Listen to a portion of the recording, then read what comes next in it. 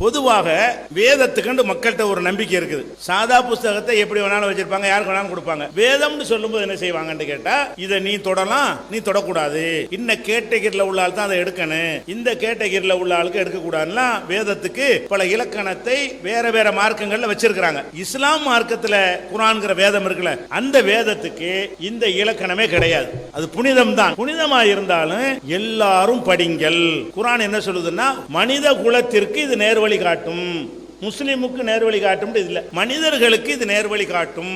அப்படித்தான் குர்ஆன் குர்ஆனை பற்றி சொல்லுகிறது. நேர்வழி காட்டும்டா என்ன அர்த்தம்? படிச்சாதான் நேர்வழி காட்டும். அது உங்கள்ட்ட நான் தரணும், நீங்க படிக்கணும், படிச்சு வாசிச்சால் அதில் உள்ள செய்தி உங்க உள்ளத்துல இறங்கினால் நேர்வழி காட்டும். அதான் அதுக்கு அர்த்தம். இப்ப குர்ஆன் என்ன சொல்லுதுன்னு கேட்டா, இது மற்ற வேதங்களை போல அல்ல, எல்லாரும் படிங்க, இந்து முஸ்லிம் கிறிஸ்தவர் நாத்தி அம்பது பேர் படிங்க, சிந்திங்க, அதுல ஒரு சரியானது உங்களுக்கு பட்டா நீங்க ஏத்துக்கிட்டு போங்க, அல்லது அதுல கேள்வி இருந்தா கேள்வியை கேளுங்க என்று திறந்த புத்தகமாக குர்ஆன் இஸ்லாம் எங்களுக்கு தந்திருக்கிறது. முகமது நபி அவர்கள் அவங்க ஒரு ராஜாவாயிட்டாங்கன்னு சொன்னால, ஏற்கனவே சக்கரவர்த்தி ஆயிட்டாங்க.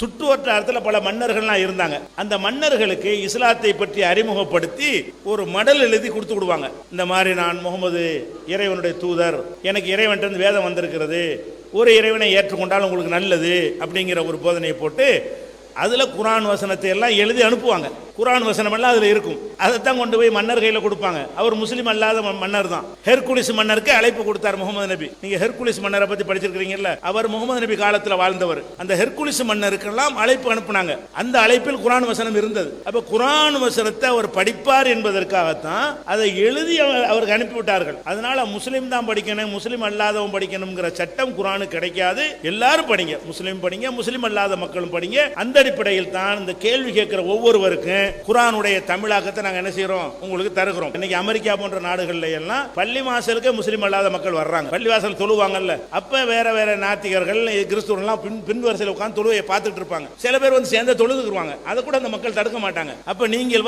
எங்களுடைய எல்லாத்தையும் நீங்க பார்க்கணும். நாங்க என்ன விரும்புறோம் என்று கேட்டால், எங்களுடைய பள்ளி வாசல் பாருங்க, எங்களுடைய தொழுகை முறையை பாருங்க, எங்களுடைய குர்ஆனை நீங்க படிங்க, எங்களுடையது உங்களுடையது நினைச்சு படிங்க. அப்ப சிந்திச்சு பார்த்தால் தான் இஸ்லாம் என்ன சொல்றது உங்களுக்கே தெரிய வரும் என்று சொல்ற மார்க்கமா இருக்கிறதுனால அவருடைய நண்பர்கள் தப்பான முறையில் நினைஞ்சிருக்கிறாங்க, குர்ஆனை தொற்றக்கூடாது, உங்களுக்கு தரமாட்டோம் இருக்கிறாங்க. அது தவறு. அதுக்கு ஆதாரமா நாங்களே உங்களுக்கு குர்ஆன் தந்துட்டோம்.